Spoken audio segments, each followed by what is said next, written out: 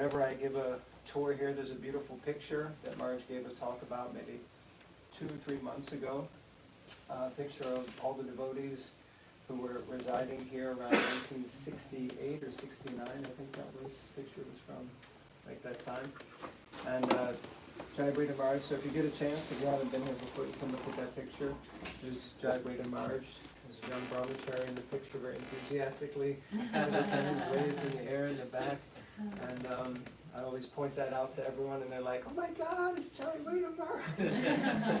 And then I share that Maharaj was also initiated here at Matchless Gifts in 1968 with some of the other devotees. But he gave a talk on that picture and spoke of many of the devotees in the picture and shared about their lives, what they were doing then, some of what they're doing now. And he also shared with us that the picture was sent to Srila Prabhupada, and Srila Prabhupada commented, if I'm not mistaken, the Angels of New York.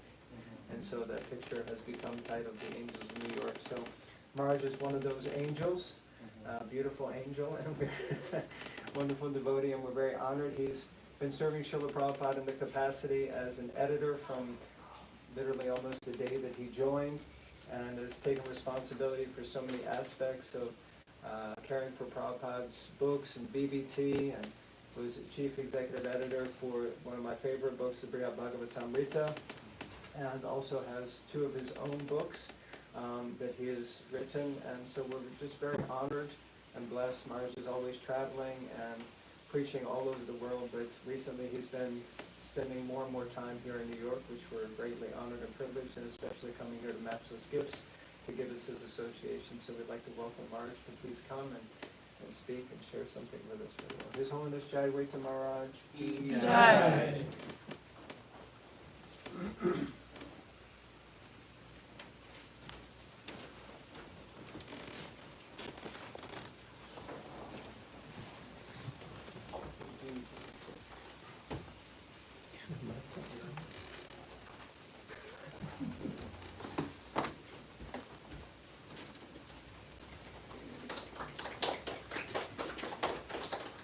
Thank you very much. If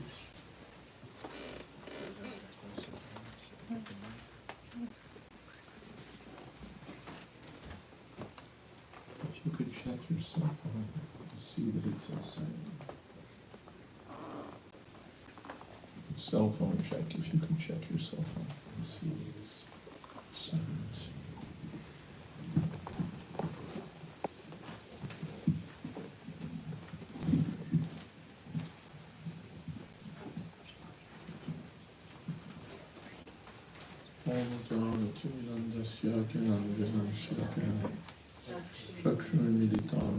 Tasmai Shri Gurave Namah Shri Chaitanya Manobhistam Sthapitam Jena Bhutale Swayam Bhupakadam Mahyam Dapati Shakatatikam Vandeham Shri Guru Shri Vitapadakamanam Shri Guru Vaishnavascha Shri Rupam Sagrajatam Sahagana Vidanatam Vitam Stam Sajivam Sadvaitam Sarvatutam Parijana Sahitam Krishna Chaitanya Deva Shri Radha Krishna Padam Sahagana Lalita Sri Vishakam Vitamscha Hey Krishna Karuna Sindhu Deenabandhu Vikapate Gopesha Gopika Kanta Radha Kanta Namaste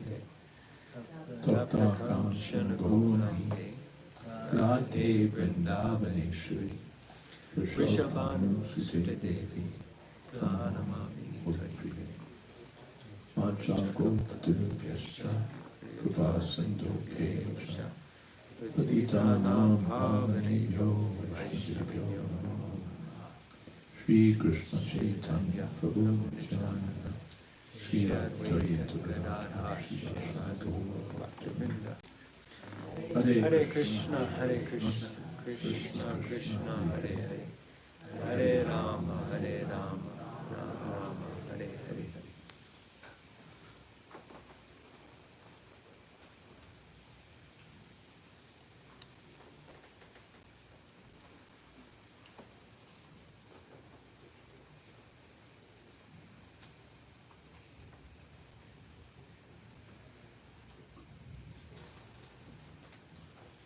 Well, since we're at 26 Second Avenue, I thought today I'd speak about 61 Second Avenue. It's the place where we never go. I don't know who owns that What's it called? The Mare? place now. The Gray Mare, it's called now, like a pub. A pub. It's gone to the pub status. But to give some background, that temple we obtained in December of 1968. We were here, and although now we value this place so much, when I joined, we were looking to get out of here. The place, as you can see, is quite small, and particularly back in those days when there were so many young people crowding the streets of the Lower East Side, you really felt the smallness, especially on Sundays, when people would be like stacked paper cups. The space was so short.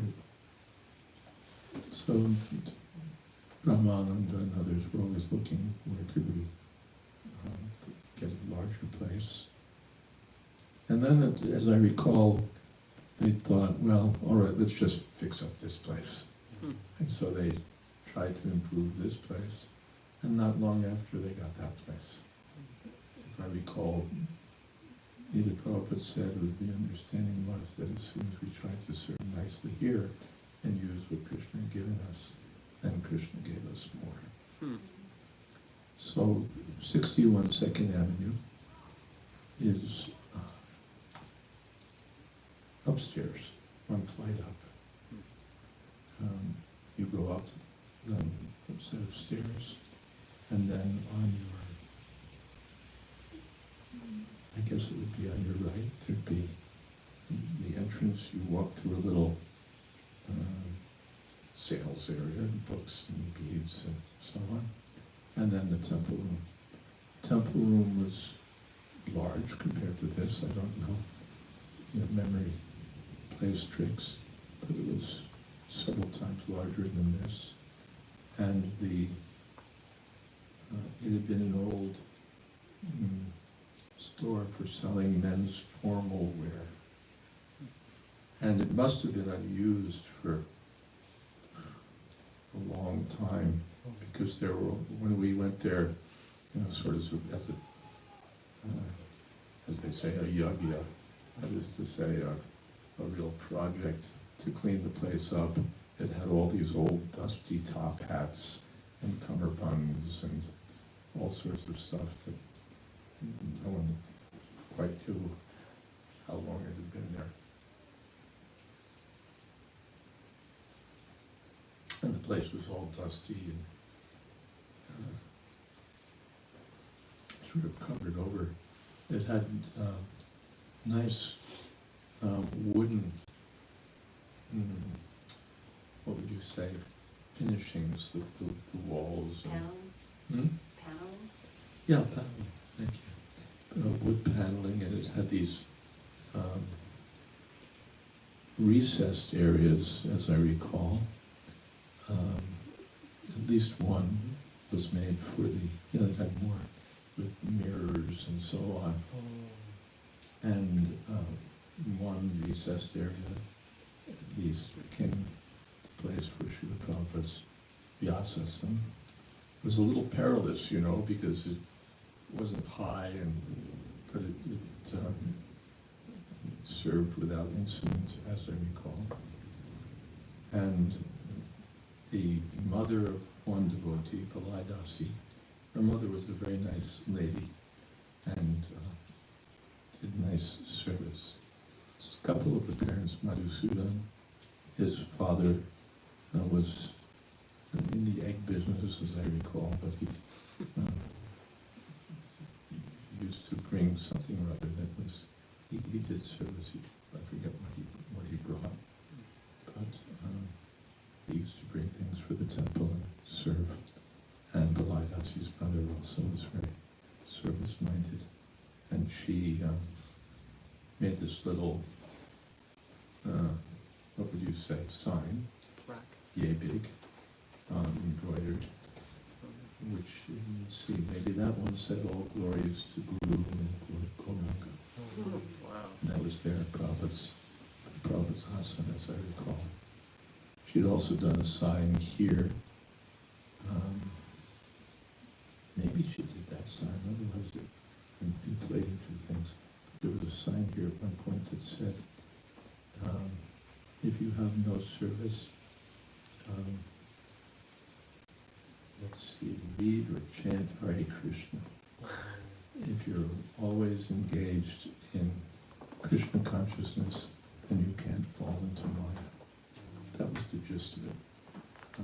If you have no service, then read or chant Hare Krishna. If we're always engaged in Krishna service, then we can't fall into Maya. So 61, on the, as you come in and you're facing Prabhupada's asana would be on the long side, the long wall, and then on the right are the windows of the premises. I'm looking down onto the street, and the altar was on the opposite side.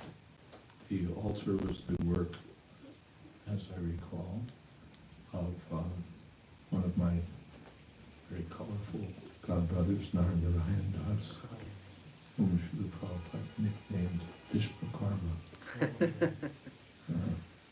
Vishwakarma is the architect of the demigods, and Narayana had talent in all kinds of building things and doing things of that nature. Maybe Vamandev also was involved with the altar. I don't remember because I wasn't. But they made a nice altar with marble.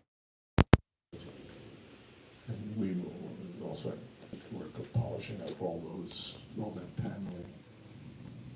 And it took quite some time. That floor plan was sent to Srila Prabhupada. I think he was in Los Angeles. And he wrote on it, approved by all. Then, behind the altar was the brahmacharya ashram. Behind and under the altar. The altar, had graduated a little like that. And behind that were the bunk beds and so on that constituted the brahmacharya ashram. Here people often ask, where in the building we lived. And I think it's known that we didn't live in the building. Confirmed.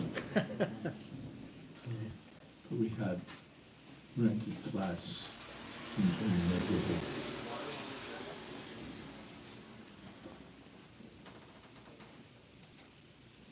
A cheap flat in this neighborhood back then ran for about $20 a month. And the expensive ones went up to 60.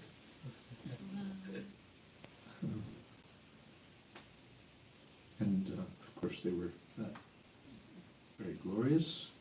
They were the kind of flats that had bathtubs in the kitchen. But you could fit several brahmacharis into such a flat. And they had places for cooking and so on. So the Sunday feast was cooked in these different flats. And pots were brought here. And so we were living all around.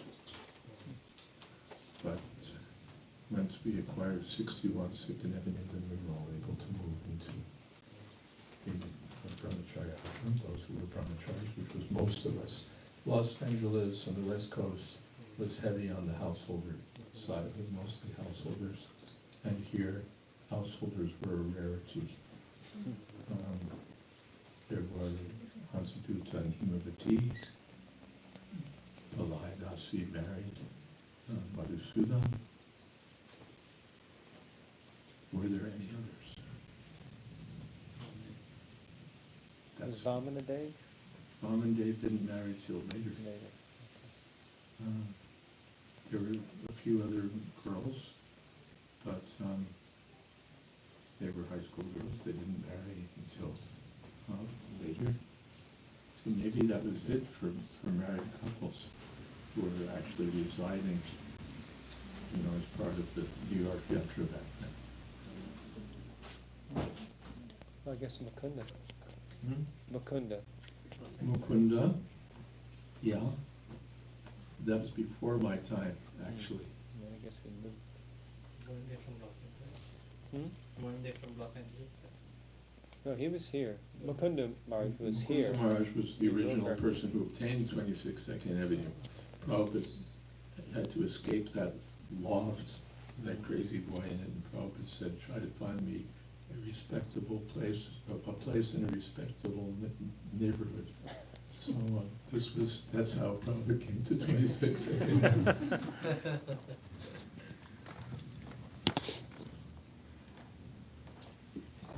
He did get him, as Prabhupada said, only time is separating us. So Mukunda Maharaj did find this place in a respectable neighborhood.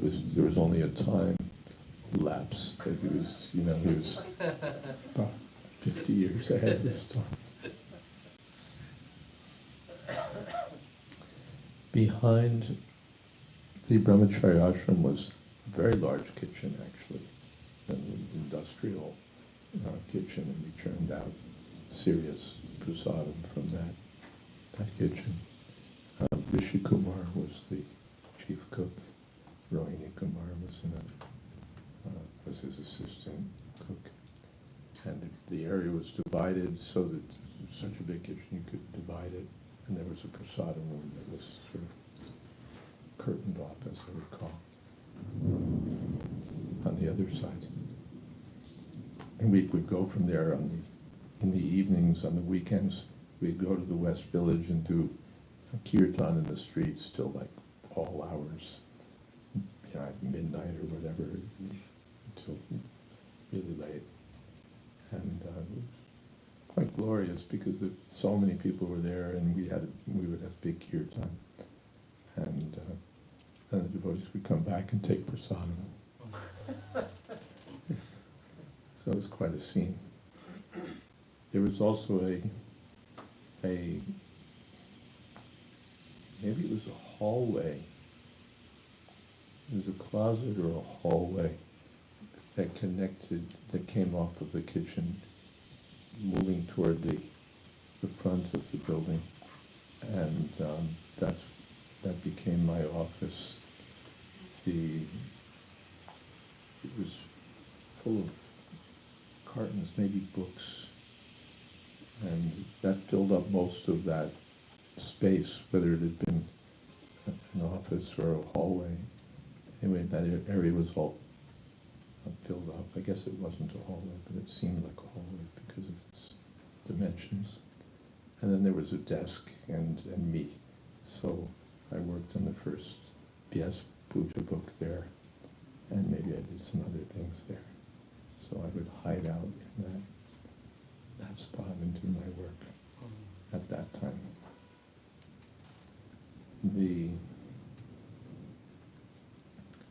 When Prabhupada came, he did initiations there at 61 2nd Avenue. I was initiated there along with Yadubara Prabhu and others. Second initiation. First initiation I received here, Yadubara was also initiated. And then I remember together we received second initiation, along with many other people being initiated first and second. I don't remember Vishaka. Probably Vishaka must have been part of that batch. I know. Year was that, March?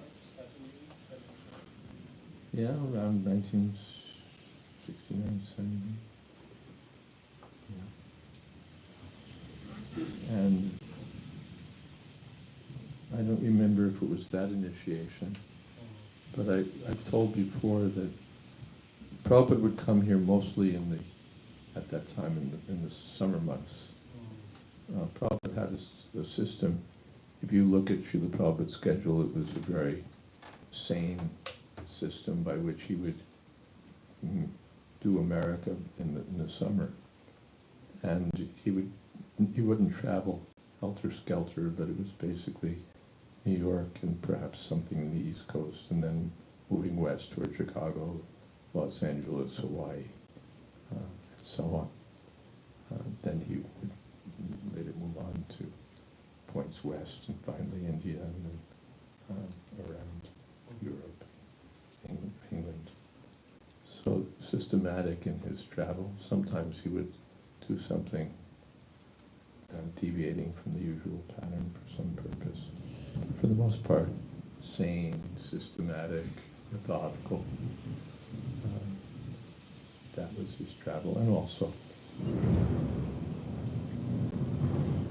consistent as far as possible with keeping good health.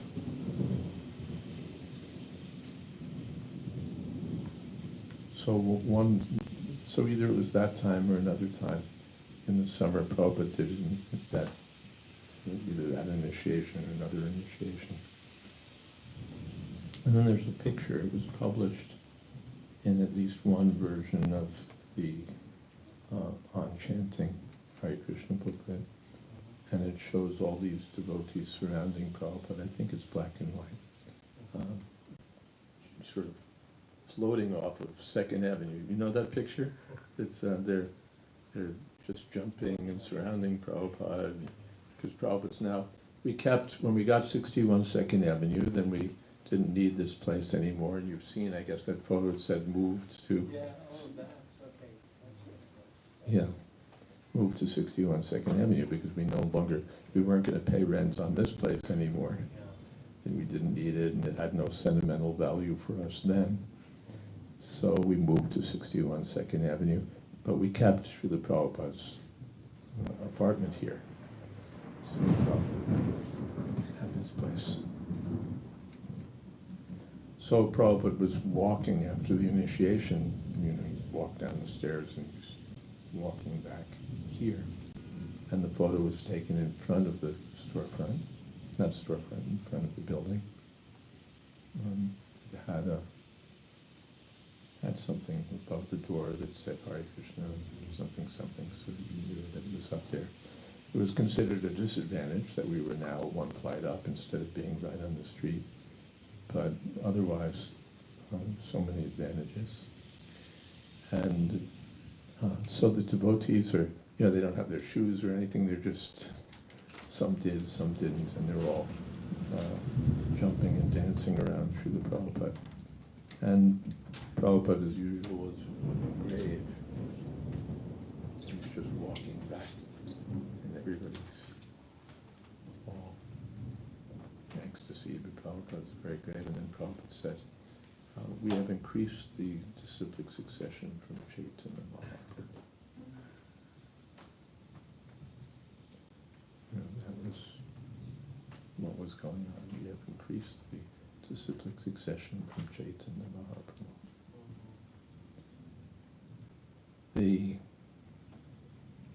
My mother also came to that second initiation. Your mother? My mom, yeah. I think she found it very confusing. Fires and all this stuff going on, but she did come. So she got to darshan of Srila Prabhupada on that occasion.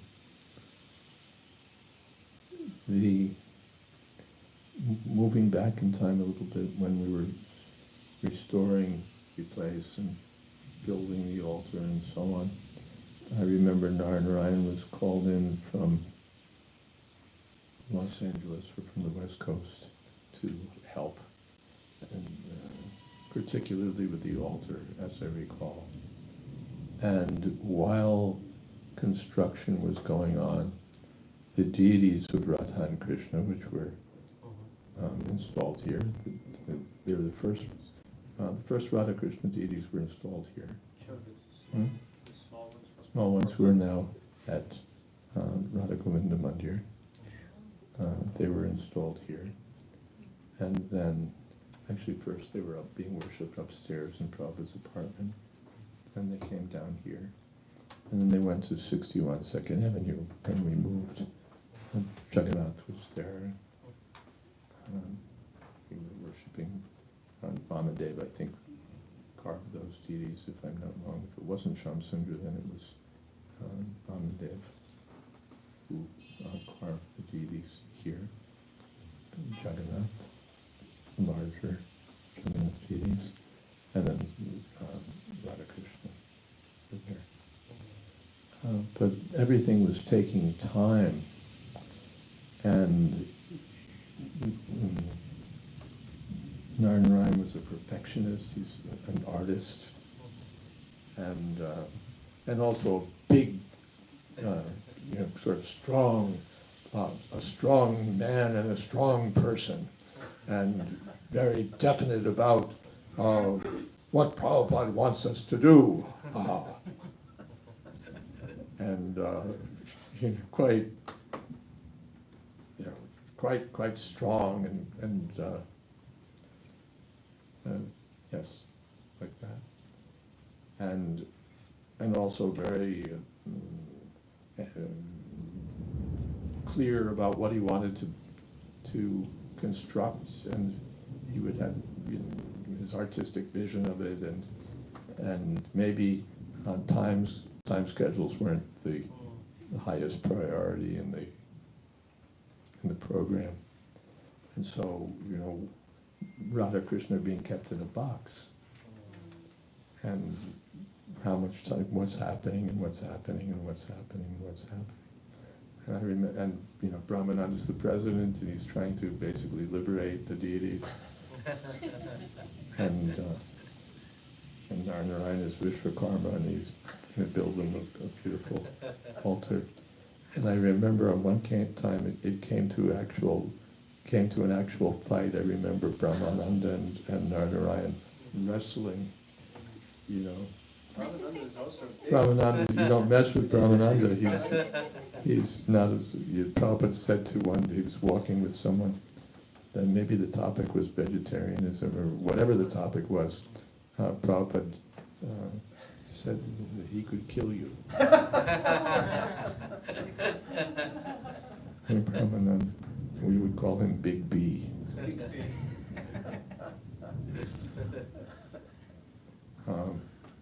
So B was big, but Narayana was not a slouch either. He was strong and also big, not as big around, but built strong.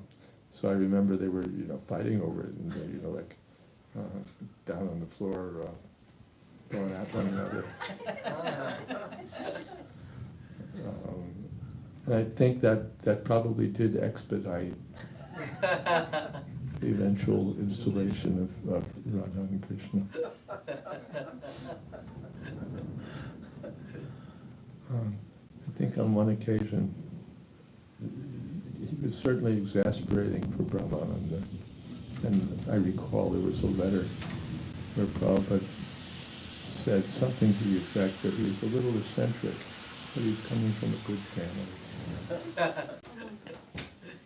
And Prabhupada had the job of somehow getting all these, what would you say, all these disparate parts to work together.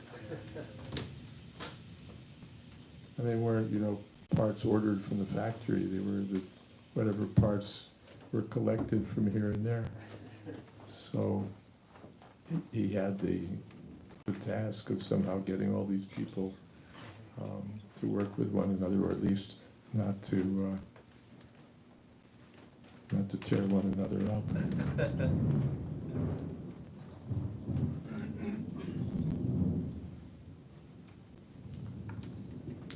And Narayana did a lot of service over the years. He constructed Ratiyatra cards.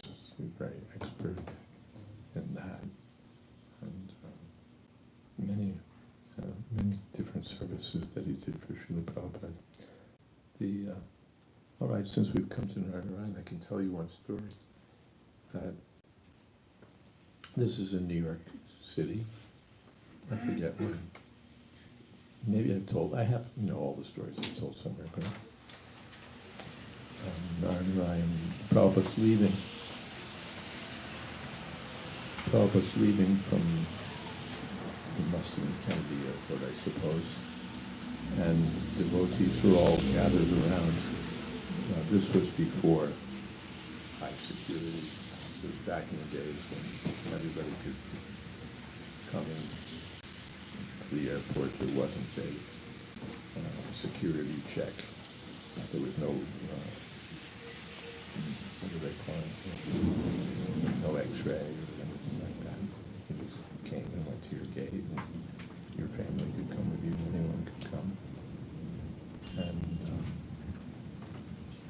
so we all went, and we're sitting with Srila Prabhupada at the gate, quite a good crowd. You've seen some of the pictures of Prabhupada sitting surrounded by devotees. And on this one occasion, there was, apart from us, there were some passengers also who were going on this plane. We weren't the only show in town. And among them was one businessman.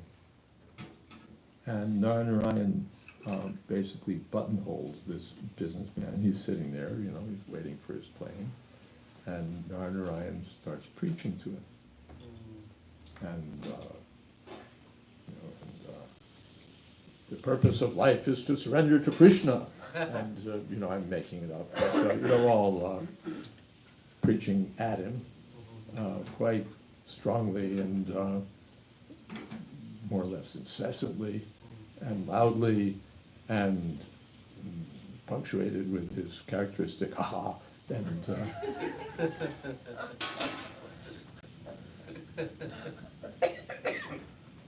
and the businessman was polite, more or less tried in different ways to convey to Narayana that he'd come to that he was waiting for an airplane and that he hadn't really come to be preached at. But Narayana was, of course, oblivious or didn't care about that. He's going on. And I'm sitting there like, oh my God. Do we have anything like manners or consideration or maybe sensitivity and then I looked over at Srila Prabhupada, and Prabhupada had a big smile. And I thought, I'm sitting here criticizing how he's doing it, but he's doing something. I'm not doing anything, and he's, in his own way, speaking about Krishna consciousness to this person, and probably it's the only opportunity the man might ever get in his life. And Prabhupada was pleased. He appreciated it. I don't know whether Prabhupada thought also was that it was entertaining. But he was smiling because it was a sincere effort to convey the glories of Krishna.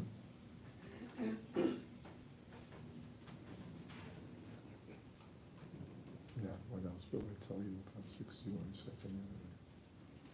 Let's look at my notes. We quite geared up the kirtan at that time. From here we would go once a week to Tompkins Square Park for a couple of hours and do some kirtan under the tree. But the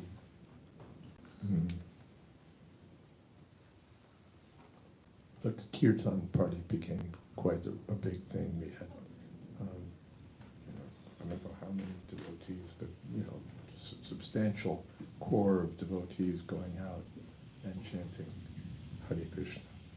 So that was wonderful. Some things that I remember, 61. At that Gayatri Mantra initiation, Prabhupada was asked when we should chant. Prabhupada said Sandhya. Sandhya means when the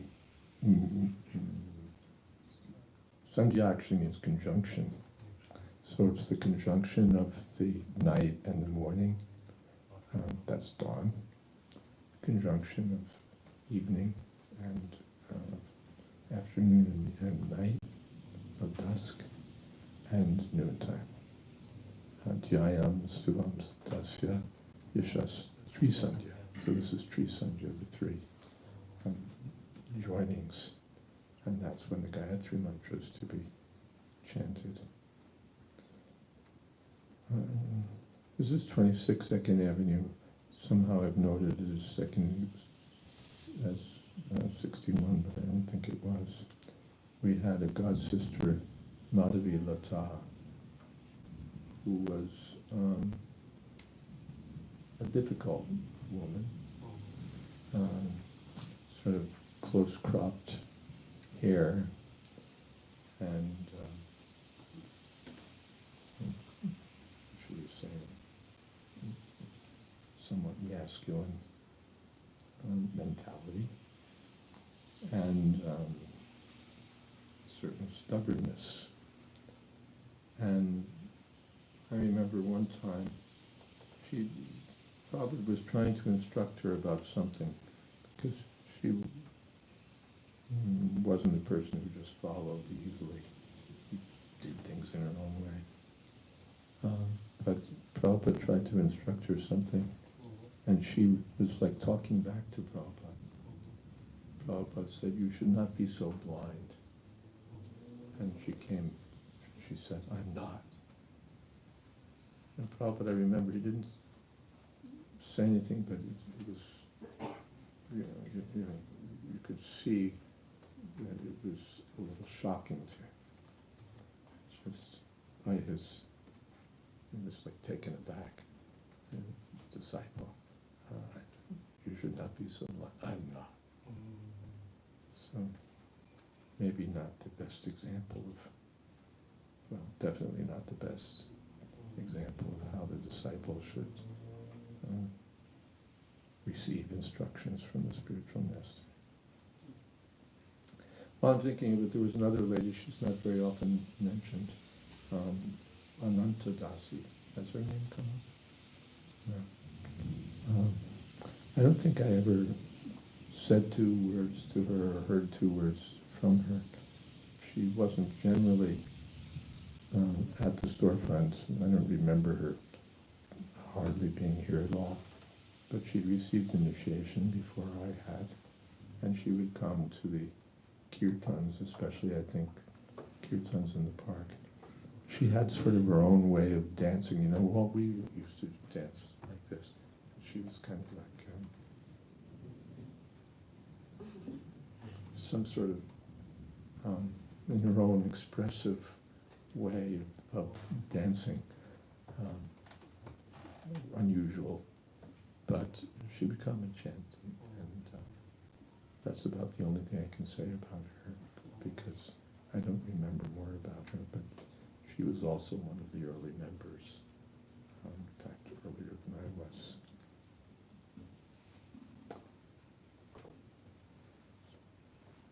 There was I remember a lecture that Prabhupada, he gave quite a number of lectures at 61 Second Avenue. And one of them, he began, as usual, Om Jnana Timirandasya. And rather than, he just went from there. He spoke on that. That he quoted Chakudan Diloje, Junme Junme, Prabhushe, one who has opened my eyes. He is my master, life after life. And Prabhupada just spoke on that topic, on dedication to the service of the spiritual master.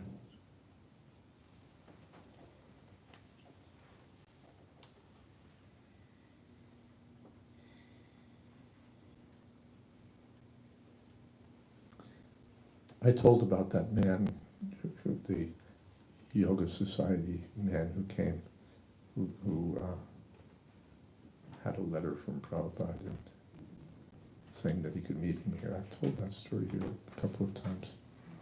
Do you remember that story?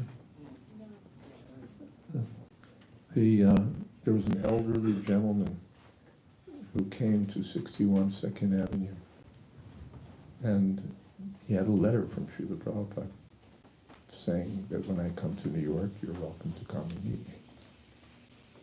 And so he appeared one day, letter in hand, and Prabhupada happened to be here. And so Big B sent me to accompany the man to meet Srila Prabhupada. There were no phones back then to call Srila Prabhupada, just, okay, at this time he could go. So the man came and was very respectful to Srila Prabhupada. He had attended lectures uptown, hearing from one of what we call the uptown Swamis. And he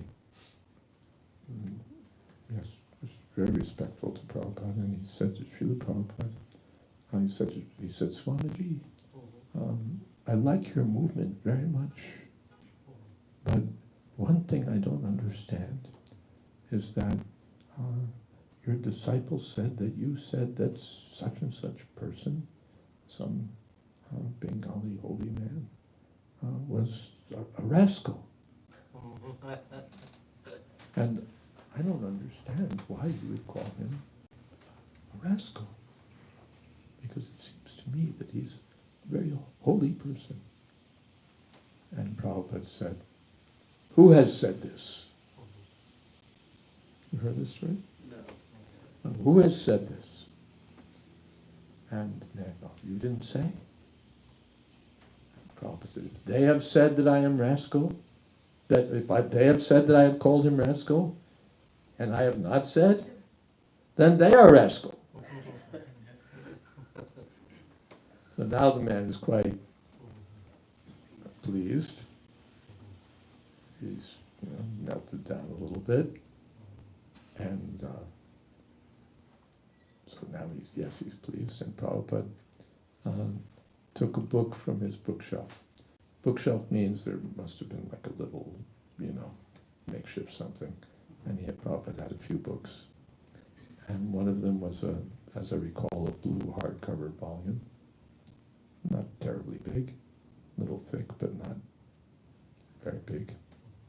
Something smaller than 6 by 9, as I recall. And Prabhupada took down the book and showed it to him. You know this book? And it was a Bhagavad Gita. And the man looked at it. Oh, Vedanta Society, Dr. Radhakrishnan.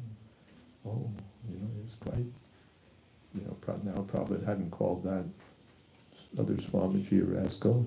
And he had this Bhagavad Gita by Dr. Radhakrishnan. And Prabhupada opened the book and said, read. So the man read, Manmana Bhava Bhakta, that verse. Always think of me, become my devotee. Worship me, offer your homage unto me. And Prabhupada said yes. And he said, it's translated nicely. He's a very good scholar. Now, purport, what does he say? Man began reading. It is not to Krishna that we have to surrender, but to the unborn beginningless something within Krishna. And Prabhupada said, just see. Therefore I say, they're all rascals.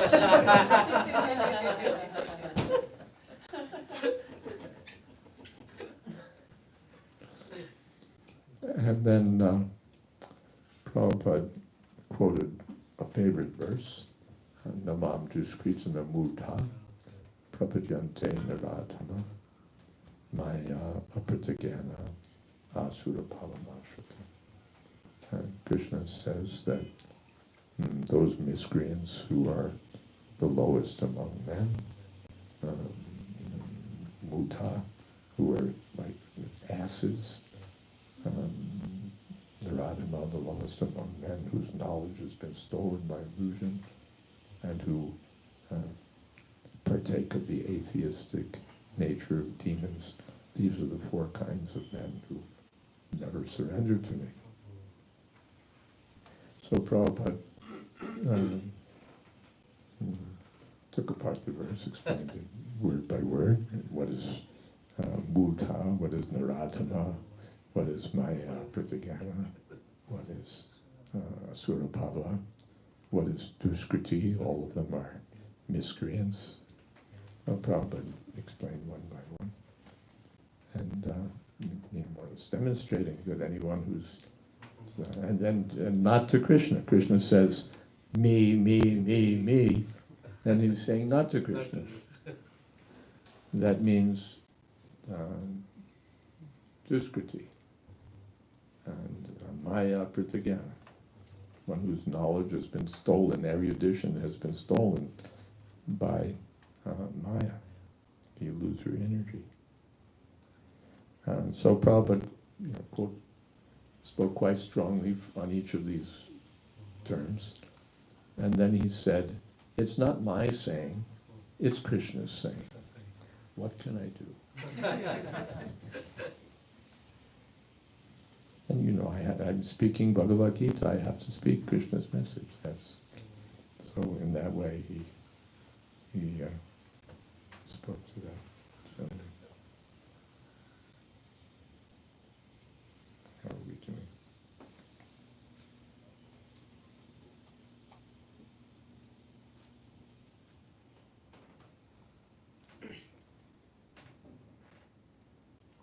Well, maybe I'll stop here and see if you have some questions or comments or what have you.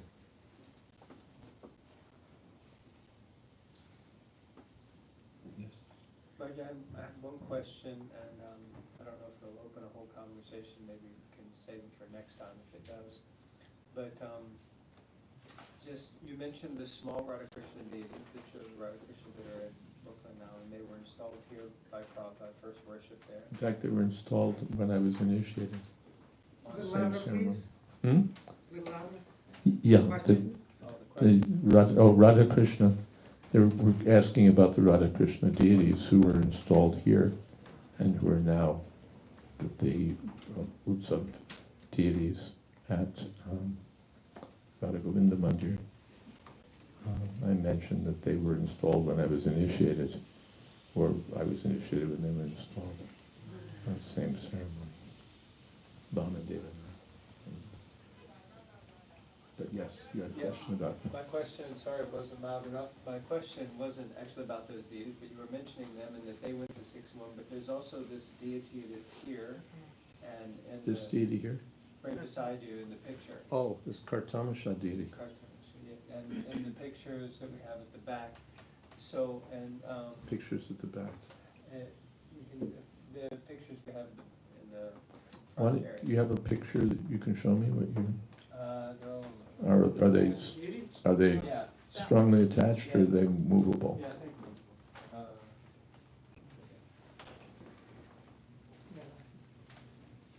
Let's see the evidence.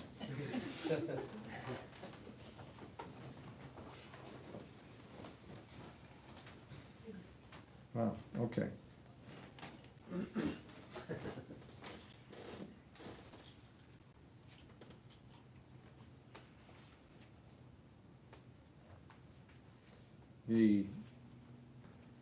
This deity is not that deity. oh, okay. This deity you can see has his hand on his hip. This deity, as I recall him being in San Francisco.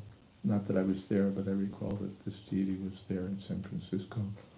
Prabhupada called him Kartamashahi, and which he translated as Sir Boss. And that's that deity? That deity. Okay. I don't believe we had a deity like this here. So perhaps Jadharani was painting from a photograph from the West Coast. Someone could ask her, but that's what I would think. I don't ever remember this deity being here. But the deity that we see in this picture is Krishna standing in his usual threefold form, and he's playing a flute. This deity, and he's right sort of front and center here.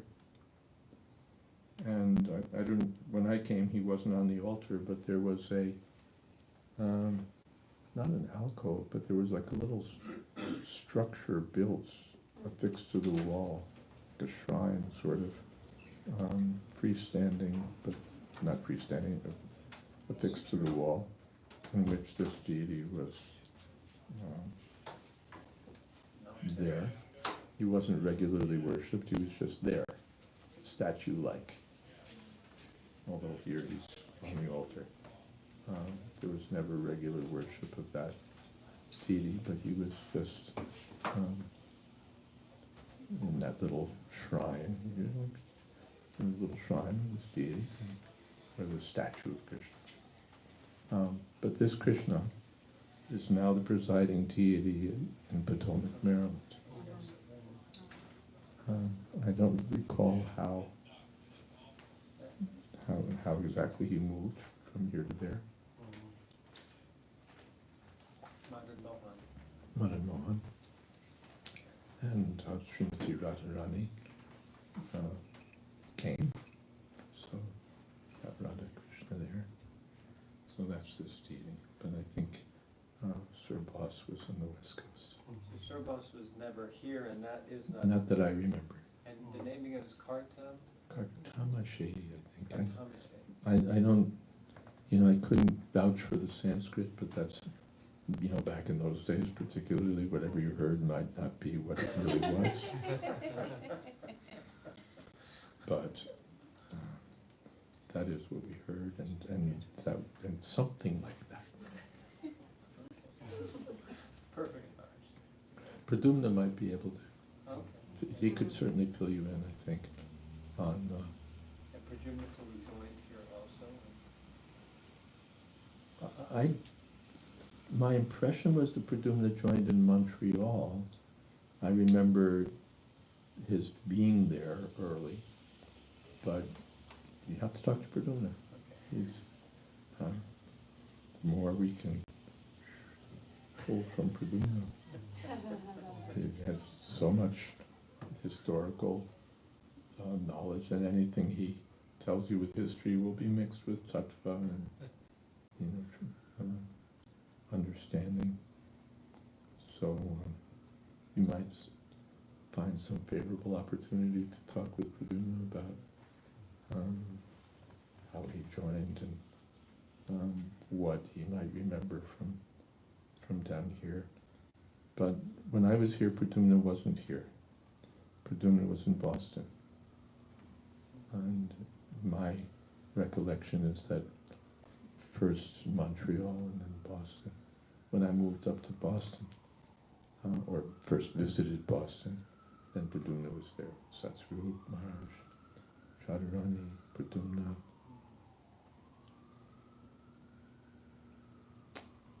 There were others.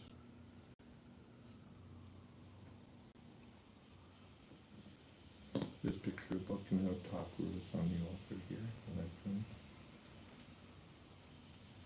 very interesting picture. Amazing picture, actually. Really big one, Mark, on the poster that you put together, we can't take that off. It's really fun. Different from that, but the same. Same series. Same. This must have been very nice.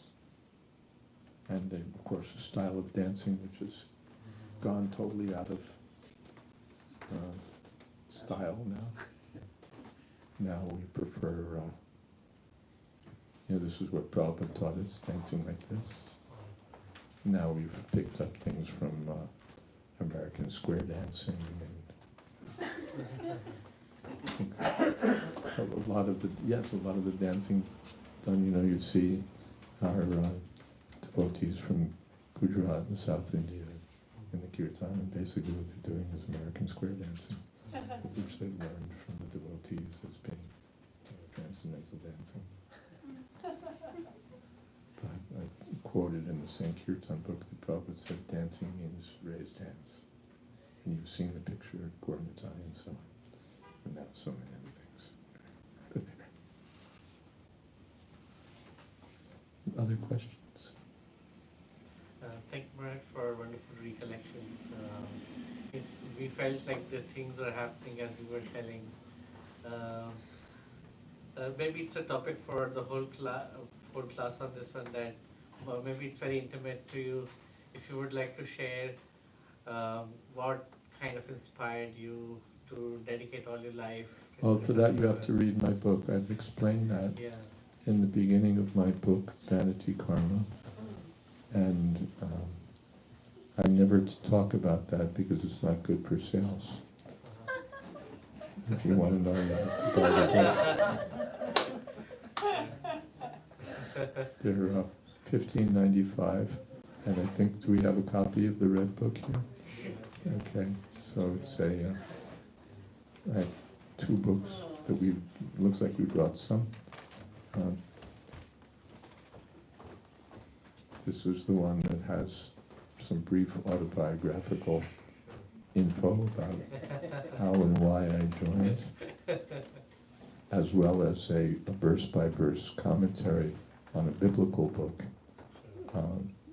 Ecclesiastes, from the point of view of Bhagavad Gita. Very interesting philosophical book that provides a natural dialogue. And this book is written for outsiders especially, so it's a good book to give.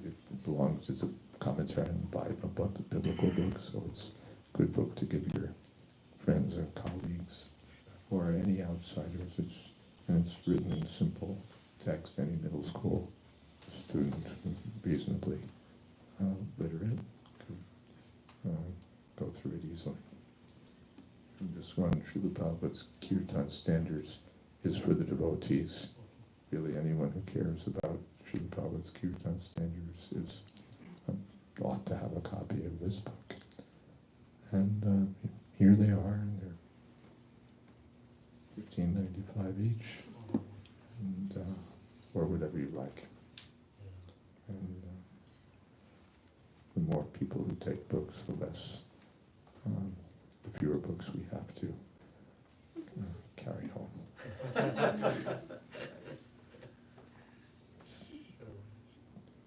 That's your answer.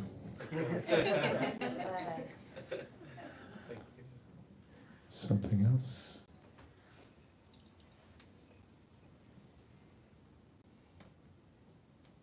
Yeah. We're on time, right? This is when we stop. Okay. Thank you all very much. Hare Krishna.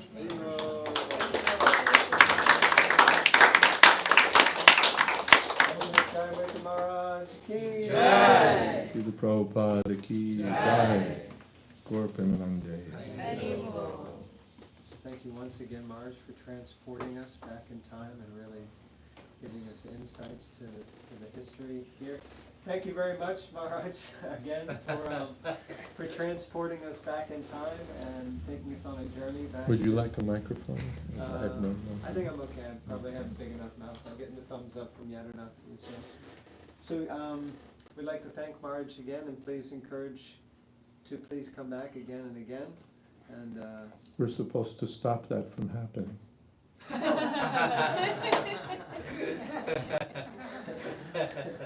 okay, so please, Maharaj, never come back again. Thank you. Wait a minute, that's not right. Okay, I think everyone knows what we mean. So thank you so much, Maharaj, for being here.